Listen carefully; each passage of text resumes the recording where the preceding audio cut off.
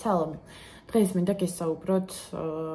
ერთი მუცნაურობა და საუბრით მინდა თემაზე საუბრით მინდა დავიწყო საუბარი და ნუ მე მივხვდებით რაზეც მინდა გესაუბროთ და რაც მინდა გაგიზიაროთ და რაც აი პირველ რიგში მართლა უბრალოდ მინდა რომ თქვენი აზრები მოვისმინე, იმიტომ რომ ყველა აი აბსოლუტურად ყველა კომენტარს ვცდილობ ყოველ შემთხვევაში რომ წავიკითხო და ყველა კომენტარს ვცდილობ რომ უპასუხო და ყოველთვის ვუძებ თქვენს უკავშირს. ცოტა, მაგრამ რაცა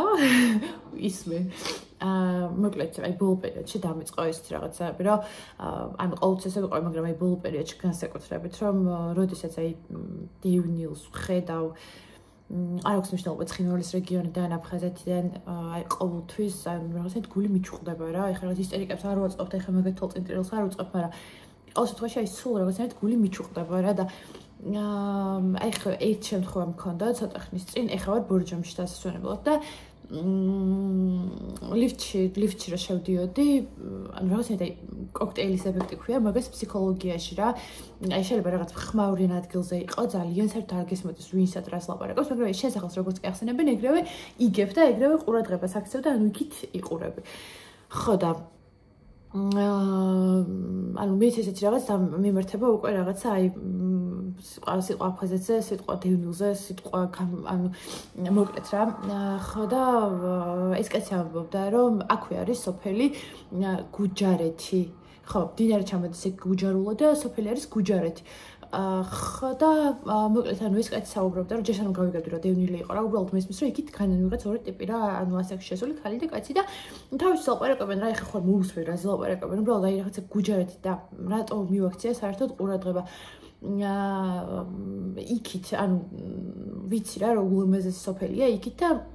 ანუ მე თვითონ ეხა ბებია რომ ყოს ბორჯომში, ანუ რო ჩამოდერ ხოლმე ის რაღაცა ვიცი და დაჟე აი მინდა ჩემი დაკლებიც გიგმოთ ხოლმე რომ რაღაცა წავიდეთ თუ რაღაც და აქვს რა ჩემი ერთ-ერთ დაქალს იქ ანუ საინტერესო თუ რაღაც მოკლედ და იქიდან გავიგე რომ ანუ იქ ცოტა ოსებთან რაღაცა რამდენადაც ვიცი არ ვიცი ჯერჯერობით ვერაფერი ვერ შევამოწმე რაღაც პატარა პრობლემები შეიქმნა. შეგიძლიათ დაგუგლოთ რუკაზეც ნახოთ, ანუ დაახლოებით არის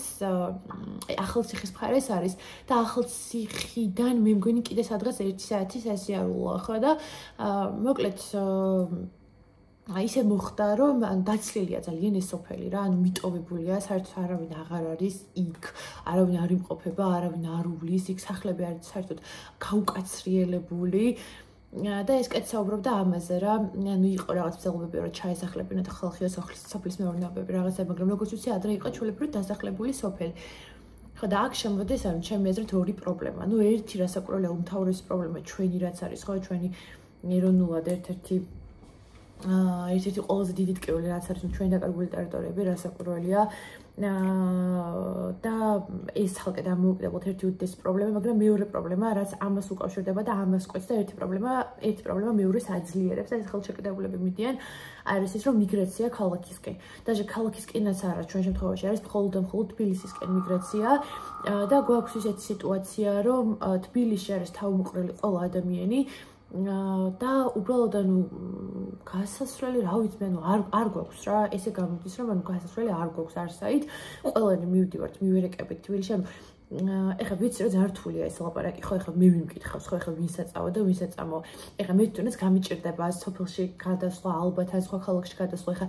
მე მაგალითად თბილისში დავიბედე და გავიზარდე და ანუ სხვაგან არ მიცხოვრია და არ ვიცი, მე უნებიანი რომ ეხლა შევაკეთეთ არ იცი სხვაგან რა ხდება, ხო რა სიტუაციაა და ვთქვათ აი რთული პირობებია რაღაცა. ანუ მე არავის არ გამოსჭი. აქ მე კონკრეტული ინდივიდების განსხვავებაზე არ მაქვს საუბარი, უბრალოდ ფაქტია რომ ეს პრობლემა რომ ადამიანები მიგრირებენ დედაქალაქისკენ და მე უკვე აღარ ბრუნდებიან. იმიტომ კი არ არის ეს პრობლემა რომ აი ვიღაცა მართლა ქაჯები რო არიან რომ ყველა თავის ადგილზე დაეტიოს თუ რაღაცა ნუ ეს ალკე ფენომენია კაცობრიობის ისტორიაში საერთოდ ვიღაცა რომ ვიღაცას უწყვეტს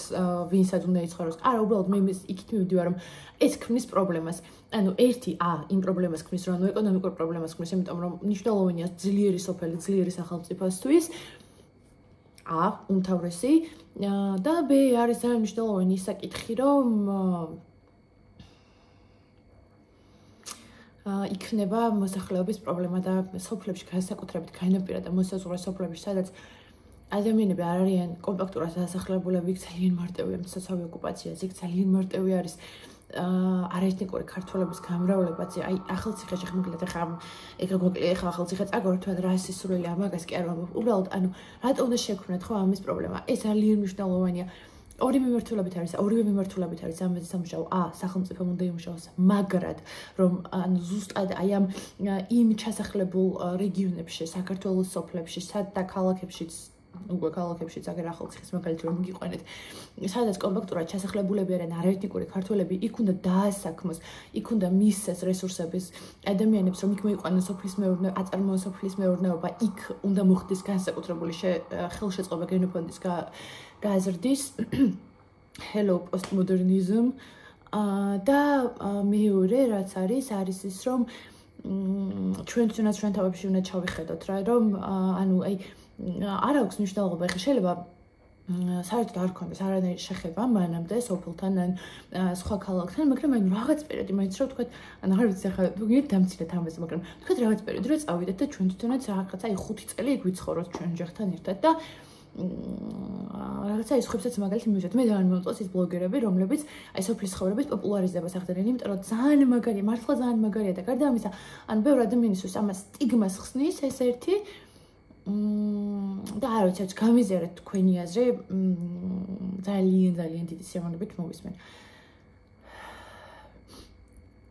რაც შეეხება კიდე დევნილებს, ახლა ამიტომაც ნარაფშუაში არ არის, მაგრამ მაქსიმალური მხარდაჭერა დევნილებს, მაქსიმალური გვერდში დგომა, როგორც სახელმწიფოს მხრიდან, ისევე ჩვეულებრივი მოქალაქეები, საქართველოს მოქალაქეებისგან, რომლებიც არ არიან დევნილები. რეალურად ყველანი დევნილები ვართ, ახლა მე დევნილი ვარ, ხა აფხაზეთიდან დევნილი არ ვარ კონკრეტულად, მაგრამ